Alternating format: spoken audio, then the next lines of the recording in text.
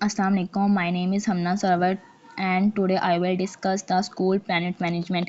School planet management में हम देखेंगे building size, building shape, building design, building construction and building maintenance के एक जब हम एक स्कूल के मैनेजमेंट करते हैं स्कूल को बनाने के लिए हम लोग एक जब प्लानिंग करते हैं उसमें क्या क्या चीज़ें देखी जाती हैं, साइज़ देखा जाता है, उसका शेप देखा जाता है, डिज़ाइन मेंटेनेंस कैसे बरकरार रखी जाए, ये सब कुछ देखा जाता है। फर्स्ट है introduction. School, the word school come from the Greek word स्कूला, जो स्कूल का एक वर्ड है ये ग्रीक वर्ड से निकला है स्कूला, which was borrowed by the Roman and become school in Old English. ये पुरानी इंग्लिश और रोमेन जो है ना उसके बाद निकला था, स्कूल नेम हुआ था इसका, स्कूला के बाद स्कूल नेम हुआ और it then evolved into school in Middle English and finally into school under the influence of the Latin form। वो कहता है कि आखिर में जो है ना लतीनी शक्ल के ज़रिए असर ये स्कूला जो है ना वर्ड ये स्कूल में तब्दील हुआ था।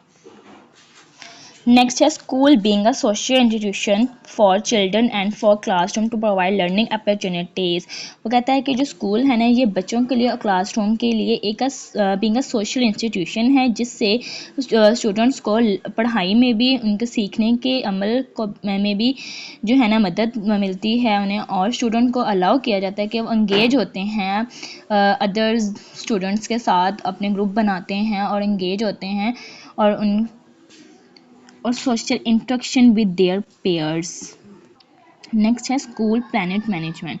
School plant management is the process of managing the physical infrastructure of a school. वो कहता है कि जो स्कूल प्लान मैनेजमेंट है ये प्रोसेस है एक मैनेजिंग फिजिकल जो है ना फिजिकल इंफ्रास्ट्रक्चर ऑफ स्कूल, और इसके अंदर जो है ना that teaching and learning can take place effectively. जो स्कूल है ना ये एक सिखाने के लिए और बच्चों के सीखने के लिए एक जो है ना इफेक्टिवली प्लेस है। नेक्स्ट है school planning management involve the comprehensive planning, design, organisation, operation, maintenance of. वो कहता है कि जो स्कूल एक प्लानिंग मैनेजमेंट है ना इसके अंदर जो है डिज़ाइनिंग देखी जाती है, प्लानिंग, ऑर्गेनाइजेशन और देखा जाता है, इसको बरकरार रखना, मेंटेनेंस और ऑर्गेनाइजेशन वगैरह देखी जाती है। The primary goal is to create and maintain environment that support effective teaching and learning। वो कहते हैं कि जो प्राइमरी जो इसका प्राइमरी गोल है ना स्कूल का वो ये है कि माहौल को बनाया जाए और इसको बरकरार भी रखना चाहिए जो टीचिंग और लर्निंग के लिए जो है ना एक अच्छा साबित हो।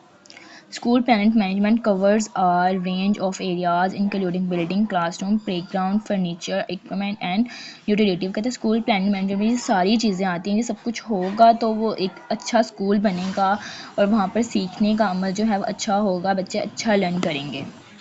नेक्स्ट है बिल्डिंग साइज़। वो कहता है कि स्कूल की बिल्डिंग साइज़ किस तरह की होनी चाहिए। The size of a school building play a curricular role in providing an optimal learning environment. School की जो इमारत है ना बिल्डिंग है का साइज़ जो है ना एक बेहतरीन तलीमी माहौल फराहम करने में अहम किरदार अदा करता है, और जो मिनिमम इसका साइज़ है वो 10 to 15 स्क्वायर मीटर पर student recommended to ensure adequate space for movement and comfort. कि वो स्टूडेंट के लिए आराम और मूवमेंट के लिए उनके जो है ना 10 to 15 स्क्वायर मीटर होना चाहिए। The overall building size should consider future expansion with flexible design to accommodate changing educational needs.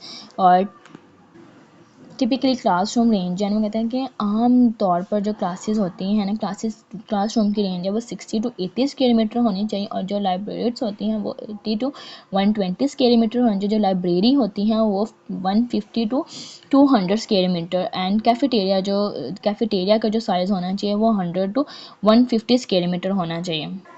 Next है school building वेराई in size based on factor like student population and variable space. तो कहता है कि school की जो building है ना उसकी जो बेस है वो स्टूडेंट पॉपुलेशन और अवेलेबल स्पेस पर होता है कि कितने स्टूडेंट्स हैं और कितनी जगह है, उस जगह और स्टूडेंट के पॉपुलेशन के हिसाब से जो देखा जाता है तो उस हिसाब से फिर वो सारी चीज़ें बनती हैं, बिल्डिंग का साइज़ वगैरह, कमरे वगैरह, सारा कुछ इस तरह बनता है सब कुछ देख के। कुछ स्कूल्स होते हैं वो छोटे होते हैं और कुछ स्कूल्स होते हैं वो बड़े होते हैं। वो इसीलिए होते हैं क्योंकि जहाँ पर बच्चे ज़्यादा होंगे उसके स्कूल की जगह भी ज़्यादा होगी तो वो बच्चे इसमें पूरे आएंगे, जब जगह ही छोटी होगी तो बच्चे कैसे पूरे आएंगे स्कूल के अंदर। नेक्स्ट है बिल्डिंग शेप।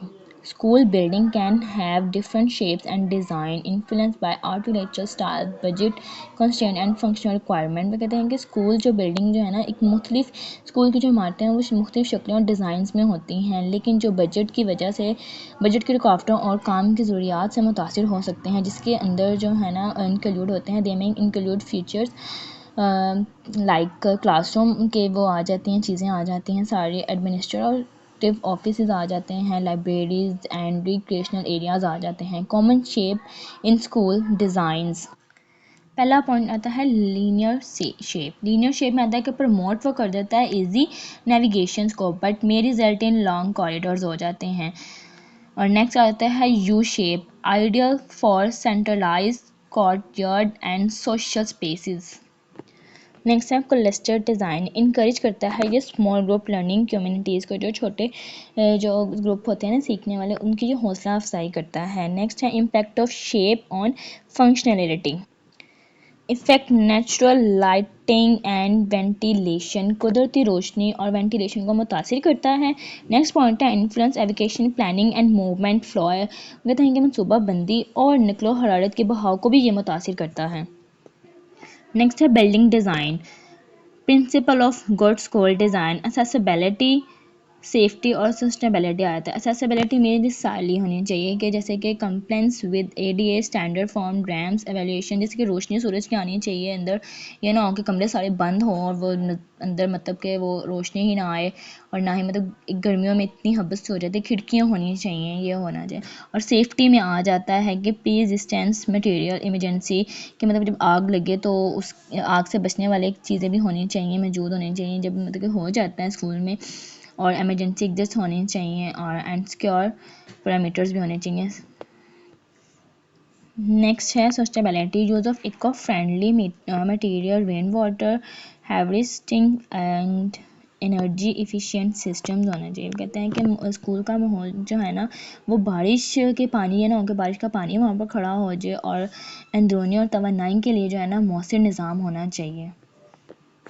नेक्स्ट है flexibility, adaptable space for virus teaching methods होने चाहिए वहाँ पर, और स्पेशलाइज्ड एरियाज, क्लासरूम लाइब्रेरीज वगैरह आ जाती हैं, उनका फर्नीचर वगैरह ये सब कुछ देखनी चाहिए। क्लासरूम में लाइटिंग आ रही है कि नहीं आ रही है, अंधेरा तो नहीं हुआ हुआ कमरों में, और लाइब्रेटरीज में भी देखना चाहिए कि इनके फर्नीचर और रिक्वायर्ड सेफ्टी फीचर्स होने चाहिए, और स्पेशलाइज्ड फर्नीचर होना चाहिए। Next है building construction. School building are constructed using various materials such as the bricks, construct steel and wood वगैरह etc. The construction process involve creating the structural framework, installing utilities like plumbing and electricity and finishing interior and exterior surface। वो कहता है कि जो school building जो है ना, जब हम एक स्कूल की इमारत बनाते हैं उसके अंदर हम ईंटों का इस्तेमाल करते हैं, स्टील और लकड़ी का इस्तेमाल करते हैं जब एक हम लोग इमारत तमीर करते हैं, बिल्डिंग बनाते हैं स्कूल की, तो उसके अंदर हम ये चीज़ें इस्तेमाल करते हैं। और कंस्ट्रक्शन के प्रोसेस में जब हम बिल्डिंग को कंस्ट्रक्ट करते हैं, बनाते हैं, तो उसके प्रोसेस में ये चीज़ें भी यूज़ होती हैं, जैसे कि प्लम्बिंग और इलेक्ट्रिसिटी, बिजली वगैरह का काम, ये सारा कुछ भी शामिल होता है। नेक्स्ट है बिल्डिंग मेंटेनेंस, वो कहते हैं regular maintenance ensure the school building remain safe efficient and functional.